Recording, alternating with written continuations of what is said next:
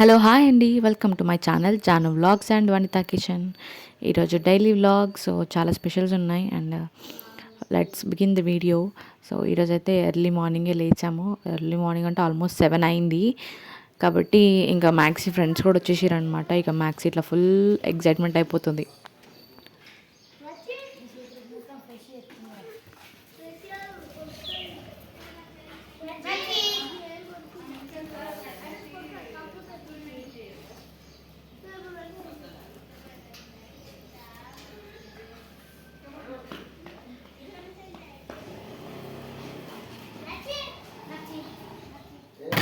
ఇంకా వాకిలి ఇల్లు ఊడ్చేసి ఇంట్లోకి వచ్చేసి కిచెన్ కూడా క్లీన్ చేసేస్తున్నాను. ఇంకెక్కువ షూట్ చేయలేదు, ఎవ్రీ టైం నేను కిచెన్ షూట్ చేస్తున్నానని. ఇక్కడ ఒక జస్ట్ డైనింగ్ ఏరియా ఒకటి క్లీన్ చేసేసి ఇంకా నేను ఆల్మోస్ట్ టిఫిన్ చేసేసాము. సింపుల్గానే చేసాము, అందుకే నేను రికార్డ్ చేయలేదండి. ఇక్కడ మా అత్త ఈరోజు బోటీ కర్రీ చూపిస్తుంది మీకు విత్ థిక్ గ్రేవీ. అందుకని ఇక్కడైతే మేము ఫస్ట్ బాయిలింగ్కి బోటీ పెట్టేసాము. ఒక 4 to 5 సరిపోతుంది. యాక్చువల్గా అయితే ఎర్లీ మార్నింగే స్నానం చేపించేస్తున్నాం, ఎందుకంటే సమ్మర్స్ ఆల్రెడీ స్టార్ట్ అయిపోయినాయండి. వేడి నీళ్ళు పోయలేం కదా ఆఫ్టర్నూన్ టైంలో. 10-11 o'clock వరకన్నా హీట్ అయిపోతుంది, మొత్తం చాలా హీట్ ఉంటుందన్నమాట. ఇంకా ఇక్కడ మా అత్త అన్నీ రెడీ చేసుకుంటుంది. మీకు ఇలా ఈరోజు రెసిపీ ఎలా చేయాలో కూడా నేను చూపిస్తాను, మా అత్త చూపిస్తుంది అనమాట. ఇక్కడ ఇంకా నేను బేబీని ఊపి కొంచెం పడుకోబెడుతున్నాను. నైట్ మనం గిన్నెలు తోమినవన్నీ ఉంటాయి కదా, డిష్ వాష్ అన్నీ చేసినవి ఉంటాయి కదా, అవన్నీ నేను రీసెట్ చేసేస్తున్నాను అనమాట. రీసెట్ చేసుకుంటే కొంచెం మనకంతా క్లియర్ అయిపోతుంది కదా కిచెన్, సో దట్ ఫ్రెష్గా ఉంటుంది అనమాట.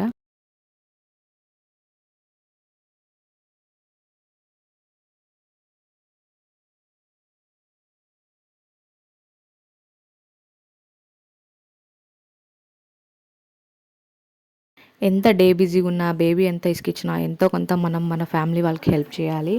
మెయిన్లీ మన అత్త వాళ్ళ ఇంట్లో ఉంటే మాత్రం అత్త వాళ్ళకి హెల్ప్ చేయడం చాలా మంచిది. ఇంకా ఇక్కడైతే నేను కొంచెం వెజిటబుల్స్ కోసిస్తున్నాను. మ్యాక్సిమం నేను ఎర్లీ మార్నింగ్ పని చేసుకోవడానికి ట్రై చేస్తాను.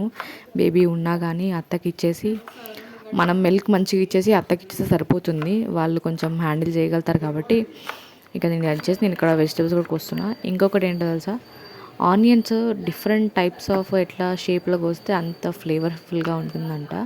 సో ఇంకా నేను ఇక్కడ బగారా వేస్తుంది అత్త. ఇంకా ఇక్కడ నేను స్ట్రైట్గానేమో బగారా కోసాను. ఇక్కడ నార్మల్ చాప్ చేసిందేమో నార్మల్ కర్రీలోకి అనమాట. సో దట్ ఫ్లేవర్ డిఫరెంట్గా ఉంటుంది. అందుకనే మనం బిర్యానీలో కూడా పొడుగ్గా కోసి ఫ్రై చేస్తాం యాక్చువల్గా అయితే. ఇంకా ఇక్కడ వచ్చేసి పుదీనా తీసి పెట్టింది అండ్ మెంతికూర కూడా ఒలిచేసింది మా అత్త. ఇక్కడ నేను వచ్చేసి ధనియాలు ఇంకా కొంచెం లైట్గా జీలకర్ర లైట్గా ఫ్రై చేసింది అనమాట మా అత్త. ఇంకా ఇది ఒకసారి ఫస్ట్ మిక్సీ కొట్టేసిన తర్వాత ఇంకొకటి వచ్చేసి ఎండిపోయిన కొబ్బరి ఇంకా కొంచెం ఆనియన్స్ మనం కట్ చేసిన దానిలో కొంచెం తీసి సరిపోతుంది. రెండు కలిపి మిక్సీ కంటే ముందు ఫస్ట్ అయితే మనం ఫ్రై చేసుకోవాలి. ఎక్కువ కాదు, జస్ట్ లైట్గా ఫ్రై చేస్తే సరిపోతుంది. ఫ్రై చేసి మంచిగా మిక్సీ కొట్టేస్తే, ఫైన్గా మిక్సీ కొట్టాలి, లైట్గా వాటర్ వేసుకున్నా కూడా ఇట్స్ ఓకే. కానీ మంచిగా మిక్సీ కొట్టేస్తే ఫైన్ పేస్ట్ అయితే మనం లాస్ట్లో యాడ్ చేసుకుంటే మంచి థిక్ గ్రేవీ వస్తుంది. అండ్ తిన్నా కూడా మంచి ఫ్లేవర్ఫుల్గా అనిపిస్తుందండి. టేస్ట్ మాత్రం ఎక్సలెంట్ వచ్చింది. మీరు కూడా ఒకసారి కంపల్సరీ ట్రై చేయండి. కింద కమెంట్స్లో మాత్రం చెప్పడం మర్చిపోకండి. ఇంక ఇక్కడ నేను బగారా కావాల్సిన అన్ని వస్తువులు తీస్తున్నాను అనమాట, బిర్యానీ వస్తువులు. ఇంకా ఆ బగారా అత్త సైడ్ టు సైడ్ వేసేసింది. ఇక మా అత్త అయితే ఇక్కడ స్టార్ట్ చేసింది అనమాట వంట. ఇక్కడ 2 spoons వరకు ఆయిల్ తీసుకుంది. మేము ఎక్కువ ఆయిల్ తగ్గించేసాం చాలా వరకు, సో అందుకని 2 వాడుతున్నాం. మీకు కావాలంటే మీరు సరిపడా తీసుకోవచ్చు. బిర్యానీ ఆకు ఒకటి ఇంకా షాజీరా కొంచెం వేసిందనమాట. ఇంకా లైట్గా అది వేగిన తర్వాత ఇంకా పచ్చిమిర్చి వేసేసి మంచిగా మగ్గనిచ్చిన తర్వాత ఇక్కడ ఉల్లిపాయలు వేసేస్తున్నాము. ఉల్లిపాయలు కూడా కొంచెం మంచి క్వాంటిటీలోనే తీసుకోండి. క్వాంటిటీలో తీసుకొని ఇంకా మంచిగా ఫ్రై అవ్వనివ్వండి. మంచిగా ముక్క మెత్తపడాలి కాబట్టి మంచిగా ఫ్రై చేసుకోండి. లైట్ ఆయిల్ యూజ్ చేస్తున్నాం అని చెప్పి కర్రీ ఏం ఫ్లేవర్ఫుల్గా ఉండదు, చాలా బాగుంటుంది కర్రీ మాత్రం. మస్ట్ ట్రై చేయండి. మీరు కూడా వీలైతే మాత్రం ఆయిల్ బాగా తగ్గియండి. హెల్త్ ప్రాబ్లమ్స్ చాలా వస్తున్నాయి ఈ మధ్య. ఆయిల్ తగ్గిస్తే చాలా మంచిదండి. ఇంకా ఇక్కడ వచ్చేసి అల్లం వెల్లుల్లి పేస్ట్ వేస్తుంది మా అత్త. ఉల్లిపాయలు వేగిన తర్వాత అల్లం వెల్లుల్లి పేస్ట్ వేయాలి. పుదీనా ఇంకా మెంతికూర 2 వాష్ చేసి మంచిగా ఇంకా మీద వేసేసుకుంటే మంచి మిక్స్ చేసుకోవాలి. మెంతికూర ఎంతైనా లైట్గా చేదు ఉంటుంది కాబట్టి, బట్ చాలా ఫ్లేవర్ఫుల్గా ఉంటుంది ఎవ్రీ కర్రీలో వేసుకుంటే. కాబట్టి మేము మ్యాక్సిమం ఎవ్రీ కర్రీలో వేస్తాము. ఇంకా ఇక్కడ మంచి ఫ్రై చేసుకోవాలి. మెంతి కూర కూడా దగ్గరగా వచ్చేస్తుంది కదా, తర్వాత ఇంకా ఇక్కడ ముక్కలు వేసేయాలన్నమాట. ఉడకబెడుతూ ఉంటాం కాబట్టి ఆల్మోస్ట్ కుక్ అయిపోయి ఉంటాయి. సో ఇక్కడ మనం మగ్గిస్తే సరిపోతుంది. మళ్ళీ మనం టమాటాలు కూడా వేస్తాం కాబట్టి ఇంకా మంచిగా మగ్గుతాయి అన్నమాట. ఇక్కడ మేము బోటి అయితే చాలా హెల్త్కి మంచిదండి. చికెన్ ఎవ్రీ టైం చాలా హై చేస్తాం అందరం, బట్ బోటి కూడా చాలా మంచిది. నాకు కూడా తెలియదు యాక్చువల్గా మ్యారేజ్కి ముందు. ఇప్పుడిప్పుడే నేను కూడా తినడం నేర్చుకుంటున్నాను. మెల్లమెల్లగా తింటూ ఉంటే అదే అలవాటు అయిపోతుంది, అండ్ టేస్ట్ కూడా మంచిగా అనిపిస్తుంది మెల్లమెల్లగా. ఒకటేసారి అని అనిపించింది, నేను కూడా చెప్పాను అనమాట. ఇక్కడైతే ఇంకా మంచిగా మిక్స్ చేసుకొని కర్రీ మొత్తం కూడా మంచిగా మిక్స్ చేసుకొని క్యాప్ పెట్టుకొని ఒక 5 to 10 మినిట్స్ వరకు మంచి మగ్గనివ్వాలి. ఎందుకంటే మనం యాడ్ చేసినవన్నీ కూడా ముక్కలకి అన్నిటి పట్టాలి కదా, మటన్ కాబట్టి కొంచెం ఇన్ఫ్యూజ్ అవ్వడానికి టైం పడుతుంది. అందుకనే లిడ్ పెట్టుకొని మంచిగా మగ్గనిచ్చిన తర్వాత కొంచెం లైట్గా కలర్ చేంజ్ అవుతుంది కదా, చేంజ్ అయినాక ఇంకా మంచిగా ఇట్లా మగ్గనిచ్చిన తర్వాత ఒకసారి మంచిగా మిక్స్ చేసుకోండి. మిక్స్ చేసుకుంటే ఇక్కడైతే చూసినట్టయితే మొత్తం వాటర్ అయితే ఏం లేకుండా మొత్తం ఎగిరిపోయినాయి అనమాట. ఇప్పుడు టమాటాస్ యాడ్ చేసుకోవాలి.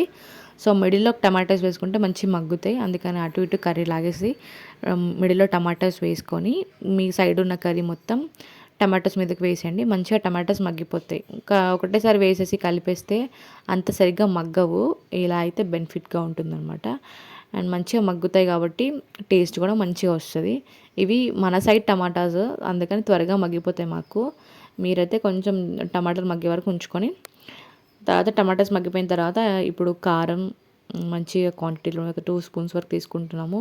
మిర్చిస్ ఎక్కువ యాడ్ చేయలేదు కదండి మేమైతే, అందుకని కారం పొడి ఎక్కువ తీసుకుంటున్నాం. అండ్ కలర్ కూడా మంచిగా వస్తుంది కాబట్టి కొంచెం మంచిగా తినాలనిపిస్తుంది అనమాట. ఇంకా ఇక్కడ అయిపోయిన తర్వాత ఉప్పు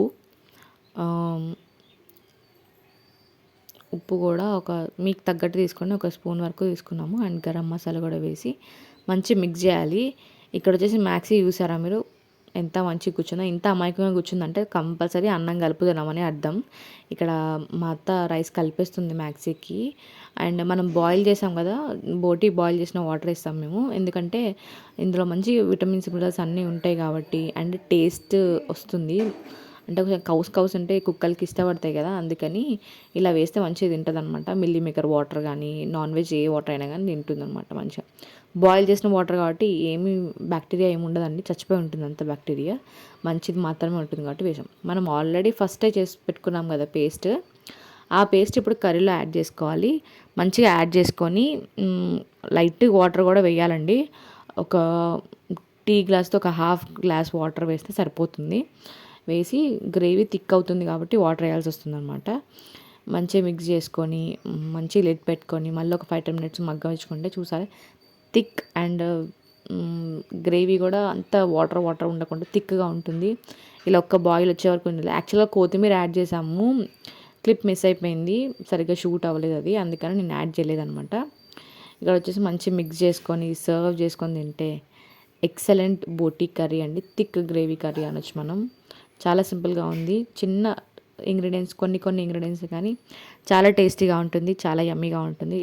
మీరు కంపల్సరీ ట్రై చేయండి. అండ్ మర్చిపోకుండా కింద కమెంట్స్లో అయితే నాకు చెప్పండి టేస్ట్ ఎలా ఉంది అనేది.